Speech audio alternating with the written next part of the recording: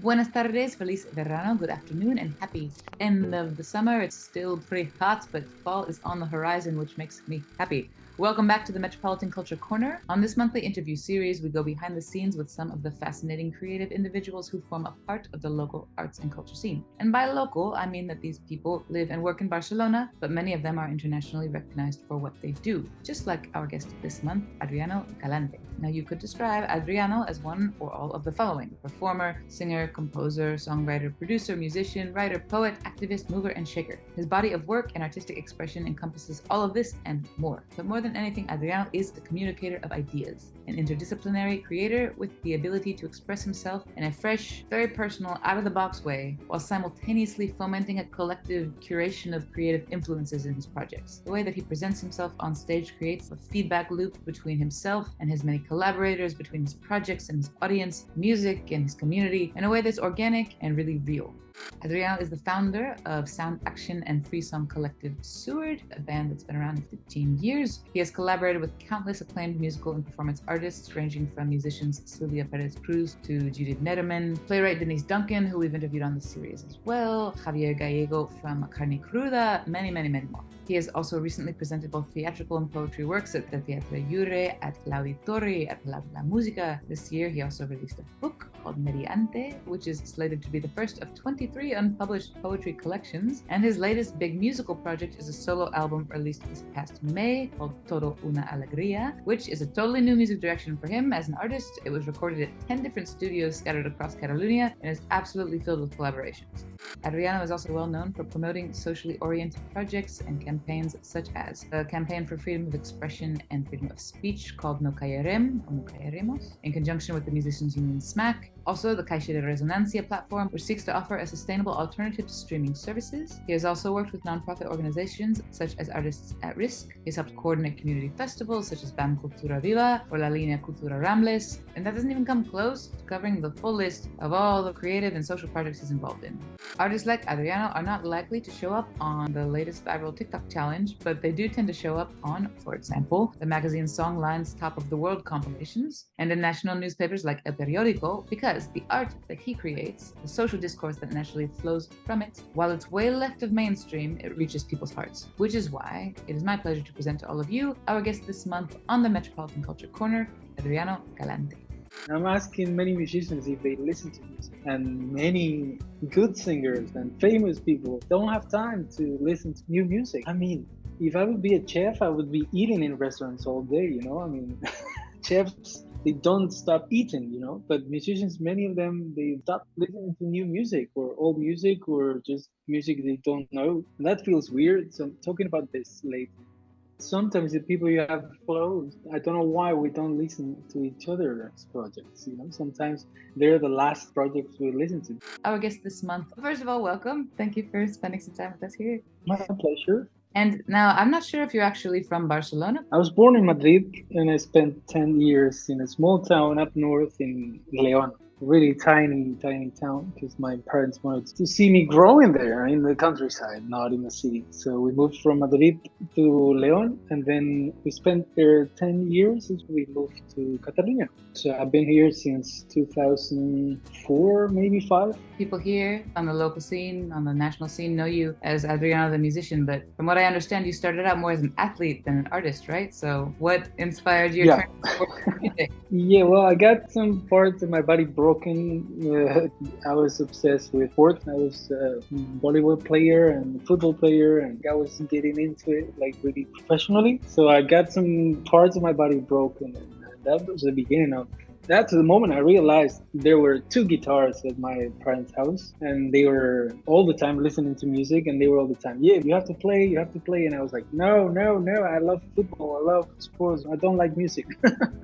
So I started really late, and I studied journalism in Madrid, but when I moved to Barcelona, I started playing music, and that was very fast. I started working in a year's time. When you got to Barcelona, did you find that the local scene was something that inspired you, was interesting, because it's different than Madrid, right? Yeah, I mean, I was a big music fan. I came here to end the journalism career because I spent 3 years there in Madrid, and then I came here to end the last 2 years. But then I started knowing all these jam sessions and all these musicians from the local scene, and they started offering me jobs and many kinds of projects. And that's the way I started. I quit journalism and kept on writing and loving music as a journalist as well, and writing about music or writing about other issues. But yeah, that was the beginning. Like moving to Barcelona was really inspiring for me. I mean, I wasn't looking for it. I was just going to these jam sessions and singing and knowing people, and I don't know, just life put me there. Once you got here and got involved in the scene, many people got to know you later on as part of Seward, right? And the atmosphere, this collective musical movement, how did that very untraditional band come to be, and how did that format inspire how you work, how you write? Well, my first job was in a theater company, so I was touring all over the world with this theater company, kind of like Circo del Sol type of shows, you know, outdoors and many people, just a tiny part of a big project. But then I was trying to compose my music, and that was not fitting in that project. So during the last 2 years of this job, I started knowing all these musicians that I really loved what they were doing, and we were starting collaborating as well. I was like, I've been recording all this music and I cannot put it anywhere else than in this scene.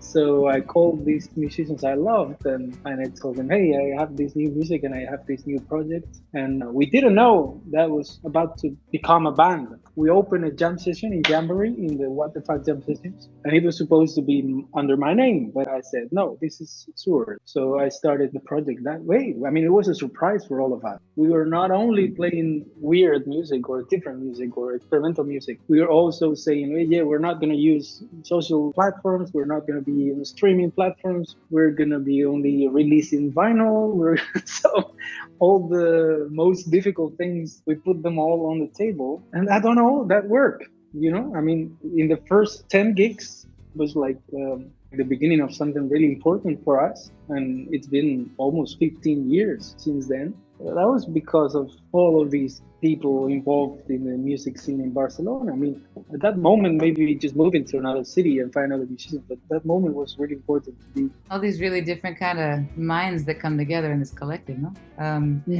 I've seen you guys do, for example, the performance of Jesus Christ Superstar, and I know you did a kind of live performance to Blade Runner with this alternative soundtrack, and these are very theatrical musical propositions. It's not like, quote unquote, just another band gig in a club, right? So you started in theater, and of course you've presented theater productions and poetry and music productions since. For you, are music and theater not so separate disciplines? Are they more united than people would think? Yeah, we've been always talking about this. When music journalists interview us, most of them are asking about this theatrical way of being on stage. Why are we so intense, and why we communicate that much with our bodies, with our expression, with our music, with the dynamics? That's why we don't talk between songs. We don't say thank you.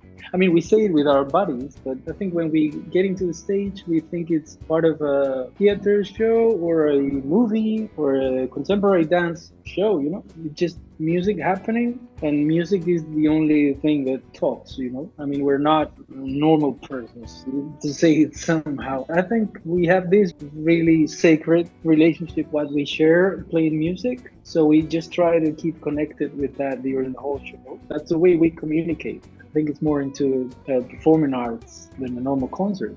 But I've been talking lately during my new shows with this album. So it's the first time in my life I sing in Spanish, and it's the first time in my life I talk between songs. Something different is happening. On the new album, which is Todo Una Alegría, and for our Anglo-hablantes, everything is joy. Is that how you translate it? Yeah. Sound, the attitude, so to speak, the language, like you said, changed from English to Spanish. I mean, everything is different from Seward's trademark sound, so super different from the past. Where does that change come from? Did the songwriting process change, the production change, or you just personally decided, I want to go this way now?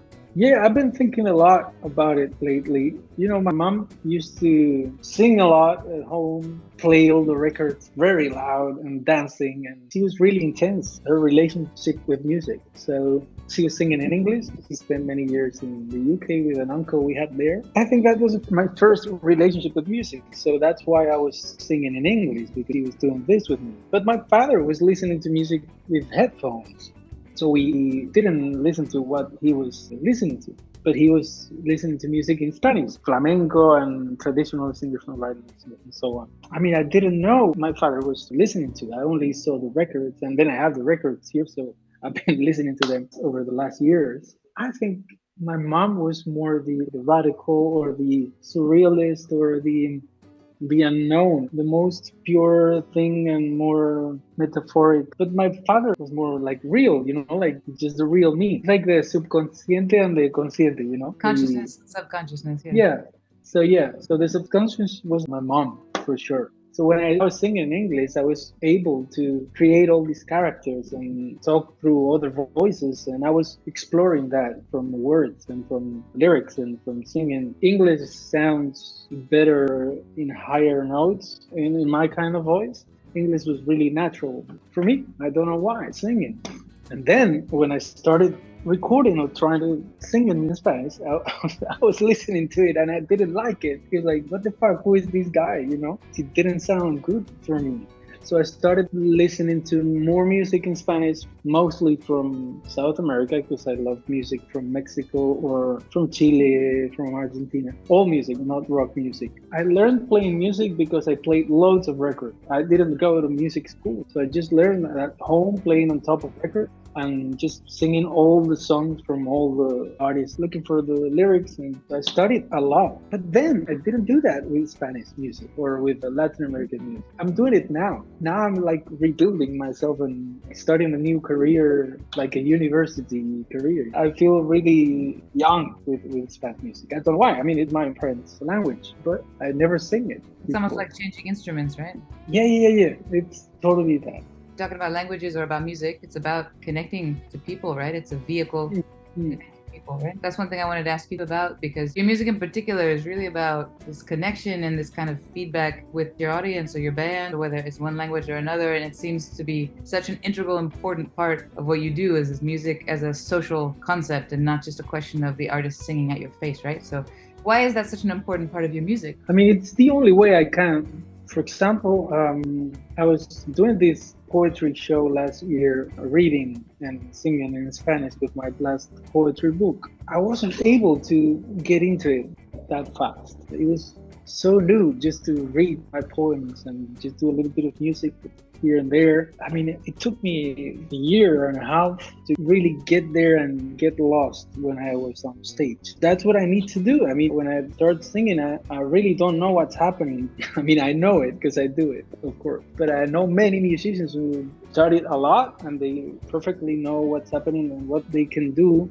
But it's through another type of knowledge. My knowledge is more intuitive. That's why I think when I go on stage, I try to communicate that way, because that's the only way I know how to do it. And that's the way I've been learning. I mean, I've been trying to translate where I was learning from other artists, just going to shows or listening to albums and recording music or playing with other musicians. Now I'm doing these shows with different musicians every time. These shows from Todo Una Alegría, from my new album. I'm always looking for the same connection. Like, I feel when I see someone on stage, I know in the first 5-10 seconds if they're connected or not. Maybe I'm in the front row or I'm on the sound desk and I know it. There's something in the body, in the relationship with music, that you can feel it. You can see how the body moves. You can see if they're into it or they're thinking about going back home. That's why I love music. When I go to a show, I remember amazing concerts in my life, like Dirty 3, for example, the violinist from Nick Cave. I remember watching him in 2008 in the End of the Road Festival, and it was like, what the fuck, man? I mean, I never try to play as someone, even if they really inspired me to be working as a musician and to learn how to play and dedicate my life to music.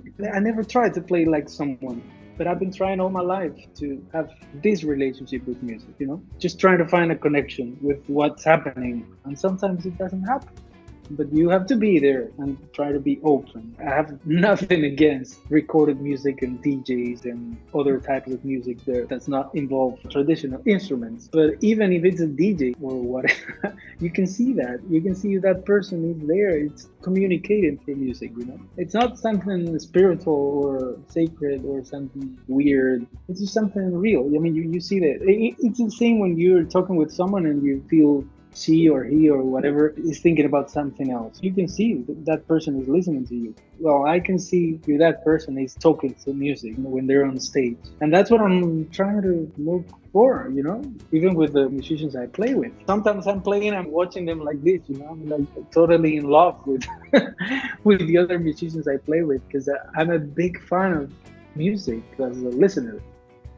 With this album, there's so many collaborations with so many amazing artists. Some people would ask other artists to be a part of their project because their name is important, because they think it will help them with the press or something. In your case, it doesn't sound like that's what you're looking for, even though some of these people are very well known. Do you just look for the person that you think will just kind of swim in the same water as the song? How did you decide, these people, I really want them on stage with me? I really like, they're really different than what I do. And I wanted that in the album. I wanted different opinions, different musicians that they do pop music, really different to what I would be able to do in my life. And we understand music in different ways. So I wanted that to be part of the album as well. Then there's people I really love as friends and as artists, and couldn't imagine the album without them. And then there's also people I didn't know that much, but I'm a big fan of their work. I was like, wow, it would be amazing if they say yes. But I was thinking maybe only 2 or 3 or 4 say yes. I didn't expect so many yes. I mean, it was totally amazing to feel like embraced by all these amazing singers. I think it's a particular moment in music and arts that everyone is trying to connect and trying to cooperate and trying to support each other, because the algorithm is shutting everyone down sometimes, even the most famous artists, they disappear if they don't do that. In this case, I wasn't expecting a full collaborations album, really. I was 100% sure of 2 or 3 collaborations, but I didn't know that was going to happen. It wasn't the plan.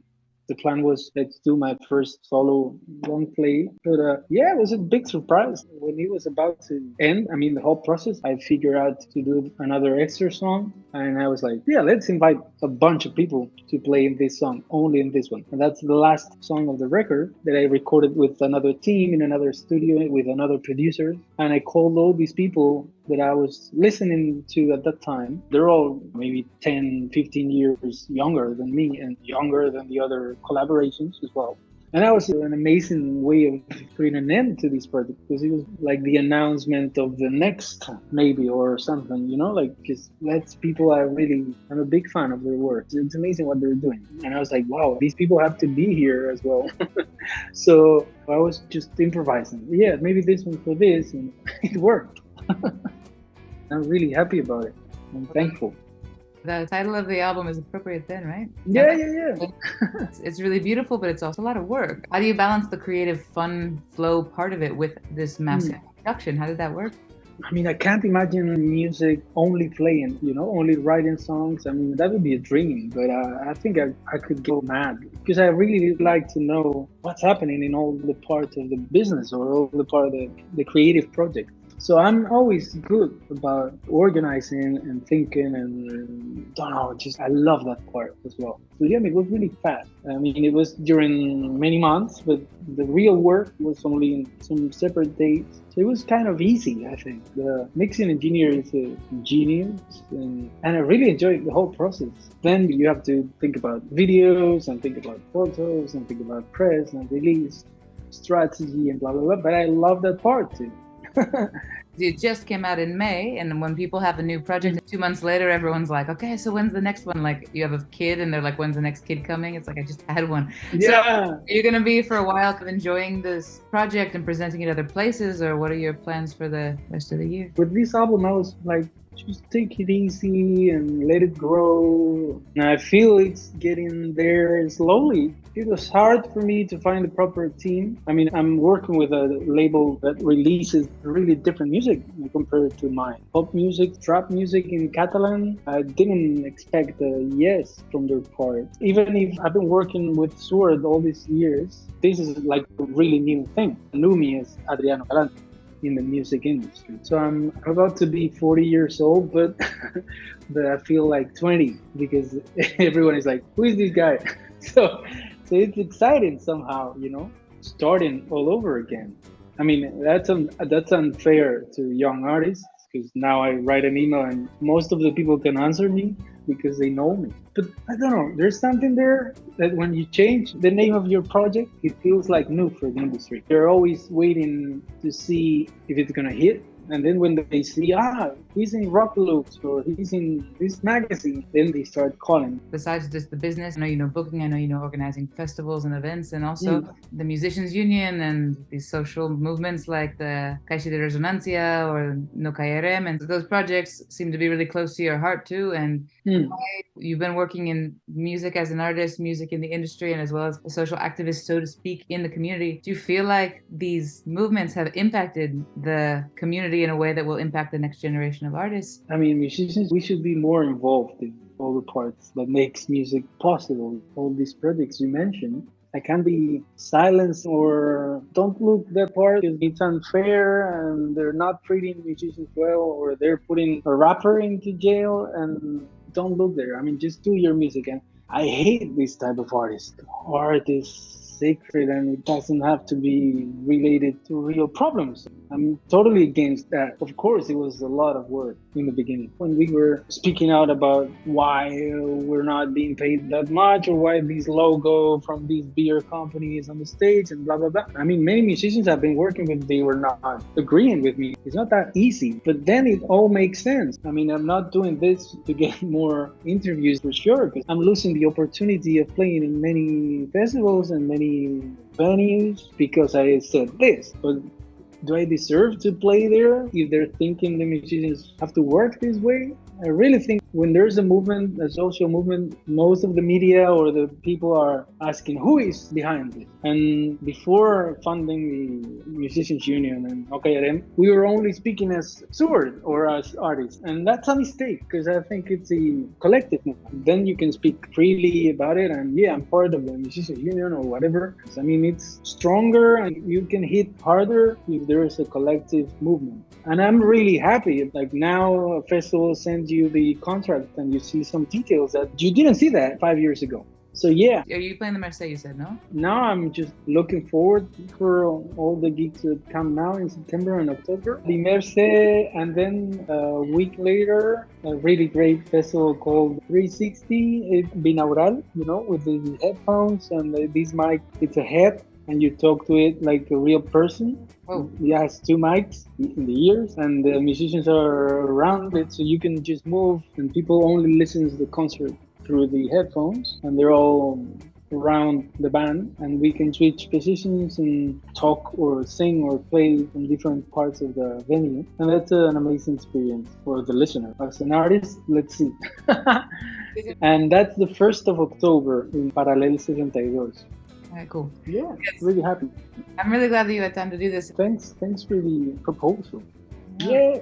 Thank you very much, Adriano, and continued good luck on all your projects this year and beyond. Adriano will be performing in La Merced, this in Barcelona, as well as in Paralel 62 on October 1st. Tune in next month to the Metropolitan Culture Corner, where we love to introduce you to the work of the incredibly creative people who make their home in our beautiful city of Barcelona. By the way, if there's someone, an artist, an actor, a musician, a chef, a filmmaker, a photographer, a designer, a philosopher, a writer, a creative human being who inspires you, and who lives or works extensively in Barcelona, please drop us a comment, let us know who it is, because we're always looking for our next guest. Thank you for tuning in, thank you for supporting local art and culture, and see you next month.